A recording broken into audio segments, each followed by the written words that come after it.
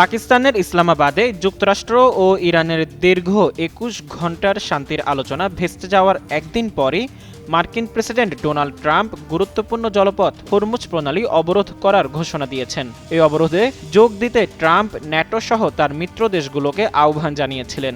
তবে বিপরীতে ন্যাটো সহ তার মিত্র দেশগুলো সাফ জানিয়ে দিয়েছেন তারা এই অবরোধে অংশ নেবে না। উল্টো ট্রাম্পের মিত্র দেশগুলো ইসলামাবাদে ইরানের সঙ্গে পুনরায় দ্বিতীয় দফার বৈঠকের আহ্বান জানান, পাশাপাশি বিভিন্ন গণমাধ্যমে দুই পক্ষকে যুদ্ধ বন্ধ করার ঘোষণা দেন।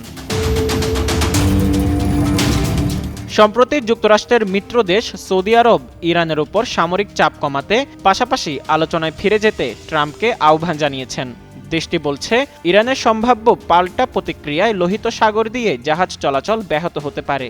বাংলাদেশের প্রথম 5D AI ইনভার্টার যুক্ত সর্বোচ্চ বিদ্যুৎ সাশ্রয়ী যমুনা এয়ার কন্ডিশনার।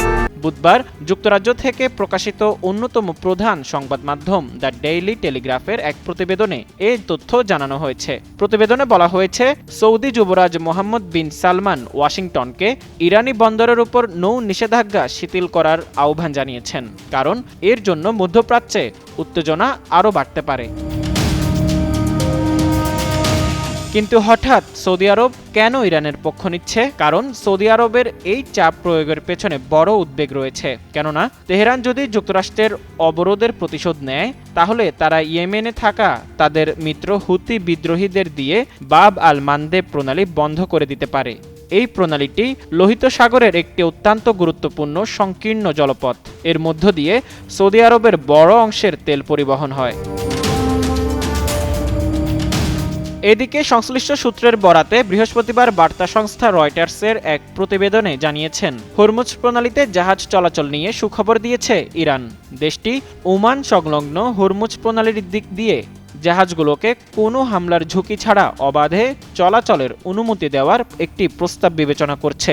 যুক্তরাষ্ট্রের সঙ্গে চলমান আলোচনায় উত্থাপিত একটি প্রস্তাবের অংশ হিসেবে এমন প্রস্তাব দিয়েছে দেশটি। সূত্রটি জানিয়েছে, যদি নতুন করে সংঘাত ঠেকাতে একটি চূড়ান্ত চুক্তি হয়, তাহলে এই ছাড় দেওয়া হবে। যুক্তরাষ্ট্র, ইসরায়েল ও ইরানের মধ্যে সংঘর্ষের কারণে বৈশ্বিক তেল ও গ্যাস সরবরাহে সবচেয়ে বড় ধরনের বিঘ্ন ঘটেছে। ইরান হরমুজ প্রণালীতে জাহাজ চলাচলে বাধা দেওয়ায় এই সংকট তৈরি হয়েছে, কারণ এই প্রণালী দিয়ে বিশ্বের প্রায় 20% তেল ও তরলকৃত প্রাকৃতিক গ্যাস পরিবাহিত হয়।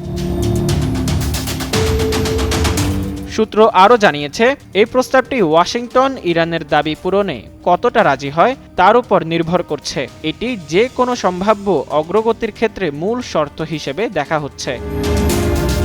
মোজাম্মেল পায়েল, যুগান্তর নিউজ।